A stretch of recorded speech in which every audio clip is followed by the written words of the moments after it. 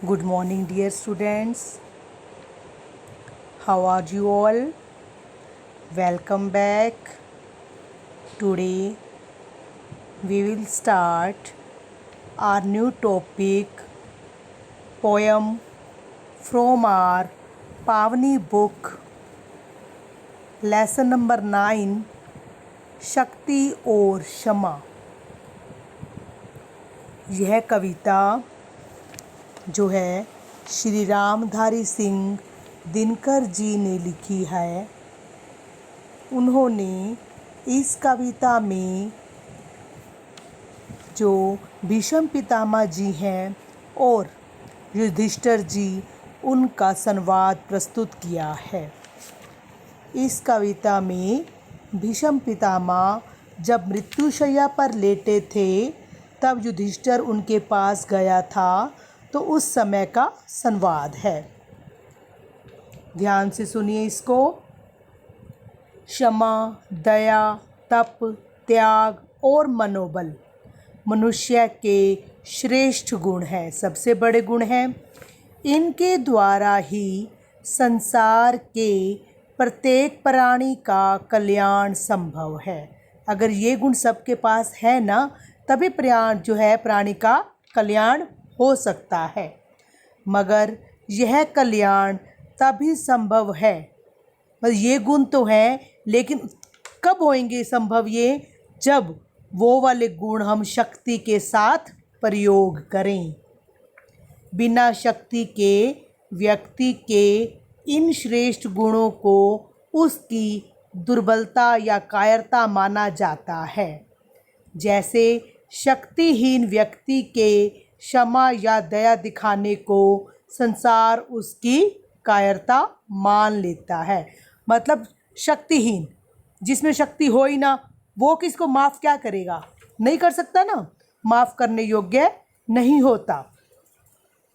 यह कविता दिनकर जी की प्रसिद्ध रचना कुरुक्षेत्र के 3 सर्ग से ली गई है, जिसमें भीष्म पितामह निराश और हताश युधिष्ठिर को समझा रहे हैं कि इस संसार में शक्ति संपन्न व्यक्ति की ही पूजा की जाती है। मतलब बल की पूजा होती है। जो व्यक्ति शक्तिशाली है उसकी ही पूजा होती है। शक्तिहीन की बात का कोई प्रभाव नहीं होता, कायर लोगों का कोई प्रभाव नहीं होता। क्षमा, दया, विनय आदि गुणों भी शक्तिशाली को ही शोभा देते हैं। यह कविता शक्ति चेतना का प्रतीक है, जिसमें कवि ने यथार्थवादी दृष्टिकोण का परिचय दिया है। आओ अब इस कविता को हम ध्यान से सुनते हैं। 1 स्टैंजा का एक्सप्लेनेशन सुनो। अगर तुम इसको ध्यान से सुन लोगे, सभी क्वेश्चन जो है आपको अपने आप से आ जाएंगे। क्षमा, दया, तप, त्याग, मनोबल सबका लिया सहारा, पर न्याय नर व्याघ्र सुयोधन तुमसे, कहो कहाँ कब हारा। इस कविता में कवि कह रहे हैं, चाहे तुम्हारे पास क्षमा करने वाला गुण हो, दया हो, तप हो, त्याग हो, मनोबल हो, मन की शक्ति वाला बल हो, लेकिन तुमने सबका सहारा ले लिया। ये किसको कह रहे हैं? युधिष्ठिर को। कौन कह रहे हैं? भीष्म पितामह। पर तुम्हारे जो है इन गुणों का सहारा जो है कोई नहीं ले रहा। कोई मतलब सुयोधन, सुयोधन मतलब दुर्योधन।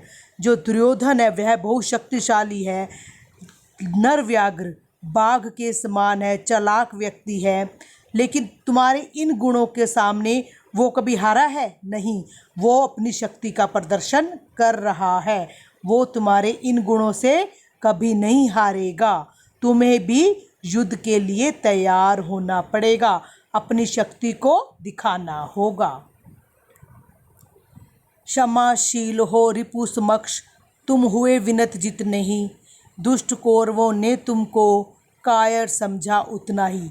इसमें क्या कह रहे हैं कि क्षमाशील हो रिपु समक्ष, तुम जितने मर्जी प्रार्थना कर लो, माफ़ी मांग लो, रिपु मतलब दुश्मनों के सामने सरल स्वभाव दिखा लो, लेकिन तुम्हारे को जो कौरव है ना, वो तुम्हारे को कायर समझेंगे, क्योंकि तुम अपनी शक्ति नहीं दिखा रहे हो, तुम क्या हो, क्षमाशील हो, सबको माफ़ करने वाले हो, बार बार सबको माफ़ कर देते हो, प्रार्थना करते रहते हो कि युद्ध ना हो। लेकिन इन तुम्हारे गुणों के कारण जो दुष्ट कौरव हैं वो तुम्हारे को क्या समझते हैं, कायर। इसलिए कायर ना बनो, युद्ध का सामना किससे करो, शक्ति का प्रदर्शन करके करो। अत्याचार सहन करने का कुफल यही होता है, पौरुष का आतंक मनुज कोमल होकर खोता है। इसमें क्या कह रहे हैं कि अत्याचार, अगर तुम बार बार अत्याचार सहते रहोगे, किसका, दुर्योधन का, तो उसका वही क्या होगा, अंजाम, कुफल मत अंजाम होगा कि पौरुष का आतंक मनुज कोमल होकर खोता है। जो पौरुष का मतलब क्या होता है, अपनी शक्ति का प्रदर्शन करना। जो हम अपनी शक्ति का प्रदर्शन नहीं करेंगे, हम अपने कोमल हो जाएंगे, तो हमारा क्या होगा, अत्याचार सहन करने का कुफल यही होता है, पौरुष का आतंक मनुज कोमल होकर खोता है। मतलब अगर हम कोमल हो जाएंगे तो हम अपनी सारी शक्तिशाली जो पौरुष है हमारा वो भी ख़त्म हो जाएगा। वो कोमल होकर खोता है मतलब अगर हम सॉफ्ट स्वभाव के बन जाएंगे तो वो सारा हमारा पौरुष जो है, हमारी शक्ति जो है हीन हो जाती है, हम शक्तिहीन दिखाई देते हैं। आगे देखो, क्षमा शोभती उस भुजंग को जिसके पास गरल हो। कहता क्षमा, कहता क्षमा मतलब माफ़ करना। हम किसको माफ़ करें, कैसे माफ़ करें, जब तक हमारे पास पावर हो, हमारे पास शक्ति हो। अब इसमें देखो, क्षमा शोभती, कहता क्षमा भी वही साफ कर सकता है जिसके पास गरल हो, जिसके पास जहर हो, सभी उसी से डरेंगे। क्षमा शोभती उस भुजंग को जिसके पास गरल हो। गरल मतलब जहर, भुजंग मतलब सर्प, सांप, क्षमा मतलब माफ़। कहते हैं उसी भुजंग को, सांप जो है वही वाला माफ़ करने वाला होता है जिसके पास भारी भरकम जहर हो, जहरीला सांप हो। उसको क्या कहते, वो सांप क्या माफ़ करेगा जो दंतहीन हो, विष रहित हो, जिसमें जहर ही ना हो, जिसके दांत जहर वाले ना हो, विनीत हो, सरल हो। अगर वो तो कीड़े के समान है, वो चुपचाप रेंगता हुआ यहाँ से चला जाएगा। उसी सांप से सब डरते हैं जिसके पास जहर होता है, और वही उसने हमारे को नहीं खाया तो समझो कि शक्तिशाली ने हमें माफ़ कर दिया। अब देखो श्री राम के बारे में बता रहे हैं। 3 दिवस तक पथ मांगते रघुपति सिंधु किनारे। जब क्या हुआ था, श्री राम समुंदर के ऊपर पुल बना रहे थे, किस लिए, सीता रानी को लाने के लिए, लंका पर चढ़ाई करने के लिए पुल बनाना था। तो श्री राम ने क्या किया, हाथ जोड़कर समुंदर को कहते कि हमें रास्ता दे दो। पूजा करते रहे, प्रार्थना करते रहे, छंद पढ़ते रहे। अब देखो 3 दिवस तक पथ मांगते, राम जी थे जो 3 दिन तक रास्ता मांगते रहे, किससे, समुंदर से, कि हमें रास्ता दे दो, अपने आप को सुखा लो ताकि हम यहाँ से पुल बनाकर यहाँ से चढ़ाई करके श्रीलंका, लंका की तरफ जा सकें। बैठे पढ़ते रहे छंद अनुनय के प्यारे प्यारे, वो प्रार्थना करते रहे और अच्छी अच्छी जो है विनतियाँ, प्रार्थनाएं, अच्छे अच्छे छंद पढ़ते रहे। उत्तर में जब एक नाद भी नहीं उठा सागर से। कहते फिर क्या हुआ, वो 3 दिन हो गए थे श्री राम जी को पूजा करते हुए, लेकिन आंसर नहीं दिया। किसने, समुंदर ने। एक भी स्वर, मतलब एक भी जो है स्वर जो है, एक भी वर्ड जो है वो नहीं बोले। उठी अधीर धधक पौरुष की, श्री राम का जो है पौरुष की आग जो है, उनके अंदर भी आग आ गई, गुस्सा आ गया कि मैं 3 दिन से शराफत दिखाकर तुमसे रास्ता मांग रहा हूँ, लेकिन तुम्हारे अंदर बिल्कुल भी तरस नहीं आया। फिर उनको क्या कहा, राम जी को गुस्सा आ गया। उठी अधीर धधक, उनके अंदर भी गुस्सा की ज्वाला फैल गई। पौरुष आ गया, उनके अंदर ताकत जा गई। आग राम के शर से, उन्होंने अपने शर मतलब बाण से एक जो है ऐसा बाण फेंका कि सारी जो है शर मतलब बाण क्या होता है, अबन राम धनुष बाण होता है जो वो यूज़ करते थे, कि उन्होंने अपने बाण से जो है आग लगा दी पानी के अंदर। फिर क्या होना था, सिंधु देह धर, तभी एक आदमी बनकर, सिंधु देह मतलब शरीर, सिंधु समुंदर जो था एक आदमी का शरीर धारण करके त्राही मतलब आगे पीछे होकर जो अपनी लहरों को घसीट कर करता आ गिरा शरण में। किसकी शरण में आकर गिर गया? श्री राम की चरणों में आकर गिर गया। पहले तो क्या था, उसने कोई जवाब नहीं दिया।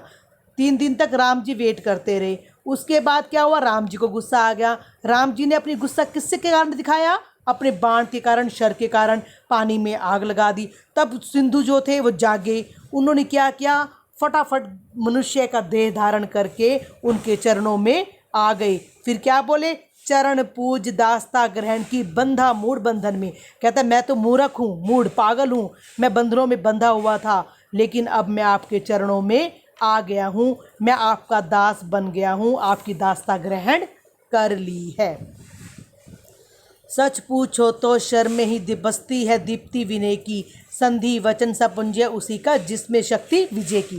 कहता है सच पूछो, कहता है अब मुझे पता चल गया कि हमें पता चल चुका है कि शर में ही, हमारे बाण में ही, हमारे धनुष में ही शक्ति बसती है। जो अपनी शक्ति का प्रदर्शन करता है उसकी बसती है दीप्ति विनय की। चारों तरफ जो है उसकी दीप्ति, उसका उजाला फैल जाता है। लोग जो है संधि वचन संपुंज उसी का जिसमें शक्ति, कहते लोग भी उससे जो है संधि करना चाहते हैं, मिलना चाहते हैं जो शक्तिशाली हो। संपुंज उसी का जिसमें शक्ति विजय, जो विजय पता हो ये जीत जाएगा, हम हमेशा उससे ही हाथ बढ़ाते हैं, हाथ मिलाते हैं, संधि करते हैं।